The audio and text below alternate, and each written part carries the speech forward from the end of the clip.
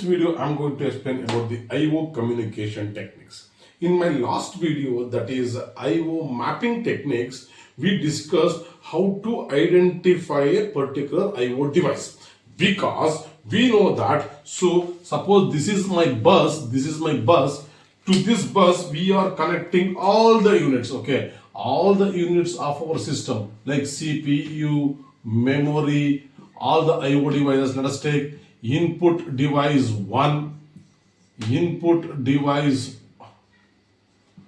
2, similarly output device 1, output device 2, like that. All these devices are connected to this bus only. Suppose if more than one input devices wants to give data to the processor, so it is leads to bus contention problem. So in order to overcome that, our CPU has to allow only one input device at a time, or whenever CPU wants to give data to any one of the output device, so CPU has to allow any one output device to take the data. So how it will do that one? Okay, so that we did in the I/O mapping techniques. So in order to identify, and we need to enable or active only one I/O device at that time, so we are using either memory mapped I/O or I/O mapped I/O. Okay, now in this topic, now assume CPU wants to take the data only from input device 2. Let us take this is my keyboard. Assume or CPU wants to take the data from keyboard. Now, how the keyboard and CPU will involve in the communication? Or assume now CPU wants to give some data to a monitor. For example, say this is my monitor, that is my screen. So this, now how our CPU will give data only to that one. That means in general, once CPU identify any one I/O device, how the data transfer is going to happen between the selected I/O device and the processor. How the data is. So why? Because see, it is not possible to say simply this input device give data to CPU. See, we know that CPU is very fast. CPU can deal with the instruction, millions of instruction in 1 second. That means it can execute millions, 10 lakhs of instruction in 1 second. Whereas when come to the input device, keyboard, is it possible to give input that many characters in 1 second, like 10 lakhs? No, not a way. So maximum at 1 second, user can enter hardly 10, 20, 30 or 50. Maximum, let us say 50 characters we can enter through the keyboard. See, only 50 characters, but in 1 second, but our CPU can send or receive what? Lakhs of instructions in 1 second, lakhs of words. So that means we need to synchronize the speed. Similarly, assume this monitor is ready to display some data. So for this monitor, our CPU has to send the data. Again, CPU can send the data, that much data, 10 millions of data in 1 second. But if our monitor is ready, or it can be able to display that much of data in 1 second, not at all. Okay, it's not possible also. That means I/O devices are much slower when compared to the speed of the processor. So we need synchronization between this. So in order to happen communication between the I/O device and the processor, so we need to balance the speed of the I/O devices and the processor. Okay, so that means by balancing the speed of that is what synchronization. So how we can make the I/O devices communicate with the processor? So we are following some techniques. That is what the I/O communication techniques. Hope you people now understood what you mean by I/O communication techniques. So this I/O communication techniques, there are 3 types of I/O communication techniques. Okay, one is program controlled I/O, another one is I/O interrupt I/O, and then third one is DMA, stands for direct memory access, which is also called as hardware controlled I/O. There are 3 types of I/O communication techniques: program controlled I/O, interrupt I/O, and DMA stands for direct memory access, which is also called as hardware controlled I/O. Now in this video, let us discuss what you mean by program controlled I/O. In program controlled I/O, communication happens between the I/O devices, whether it may be input device or output device, between the I/O devices and the processor through some program. As the name itself, see, IO devices are controlled through one program. So, okay, that means we have one program. Okay, we have one program. Our processor uses this program, that is software, to control the IO devices. Why we need to control the IO devices? Because I said there is not only 2, 3, 4 IO devices are there. So we are having many IO devices are connected to our system. So out of many IO devices, our processor has to take input data from any one input device at the same time. Similarly, processor has to give data to any one of the output devices out of many output devices. So by controlling all other IO devices, just any one from that selected IO devices, it has to do IO data transfer. IO transfer will call. Okay, so for that we say we need to control that IO, and as well as synchronization has to be maintained. And we know that the processor CPU contains what and all, or we know that CPU contains ALU, control unit, and some registers. I told in the many videos. Okay, so in some of the again the registers are maybe special purpose registers or general purpose registers. Now let us take some special purpose registers. So there are some special purpose registers like some data in. So this is one register. Okay, and data out. This is one register. And similarly, we are having one more register called status register. The status register, see, all these registers are 32-bit, so depending upon the word size. Okay. Now assume this is having, so again, flags like yes in, flags like yes out. Okay. So it is having one bit. This will be called flag. It is having yes in flag, yes out flag. That is input device status, output device status. Okay, so we'll call status. These are the registers which are present inside the processor. Now what happened? Assume now we are discussing about what? IO read operations. Okay, IO read. IO read means from the CPU will read the data from input device. See, always again, input device gives the data, output device takes the data. IO read means now from where to where? So input device gives the data to whom? To the CPU, or CPU is taking the data. CPU is taking the data from what? Input device. From the input device.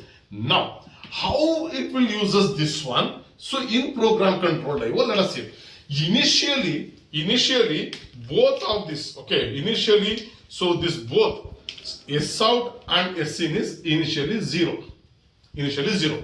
Now, whenever, assume my keyboard wants to enter some data to the what? To the processor. That's what input device gives some data to the processor. Now, whenever input device wants to give the data to the processor, whatever the data it wants to give, that data it will store in what? In data in register. Okay, so keyboard keeps the data, whatever it wants to give to the processor, that will enter into the data in register. After keeping this data in, now it will make SIN as 1. Okay, it keeps the data in and makes SIN is equal to 1. Whenever SIN is equal to 1, that means our processor keeps checking this program. So that means whether this SIN becomes 1 or not. So that means processor check the status of this flag SIN through this program. Whenever SIN becomes 1, this is the indication to the processor that input device has kept some data in the data in. Now what it will, CPU will take the data, so it will take the data CPU and it will again make this as 0. Whenever it makes 0, again our input device again checks. So when CPU makes it 0, it is an indication to the keyboard that my data has been already taken. Now keyboard has to keep the second word. Now what we'll do, our keyboard will keep the second word into the data and again it makes 1. Again CPU checks the status flag 1. And 1, it indicates that new data has been come. So again it will take, this data will be taken by the processor and it will make 0. Again, this is the indication to the input device saying that this data has been taken by the processor. Now input device again keep the data next word into the data in and it will make 1. So this is how by checking the status flag of that particular input device. So it will keep the data or it will take the data like that. Okay. So this is program control type. That means IO devices are controlled by one program. Similarly, let us take suppose now CPU wants to give the data to the output device. See, problem is what? CPU can throw millions of data at 1 second, but monitor is able to receive all the data at the same time? No. For example, assume if I throw one ball, so you people can hold it. Suppose if I throw two balls, also you can hold it.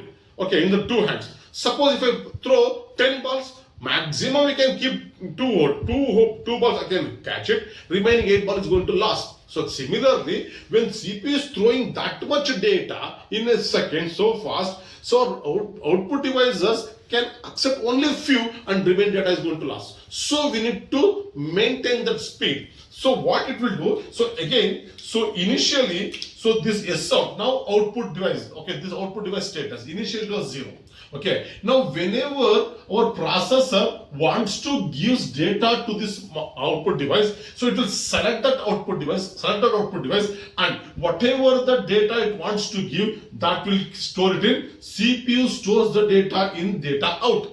So once CPU keep the data in and it will make 1. Now our monitor, that is our output device, check the status of this, and since it is 1, it is the indication that so new data has been arrived at the data out. It takes it now. Our output device take this data, and it will make 0.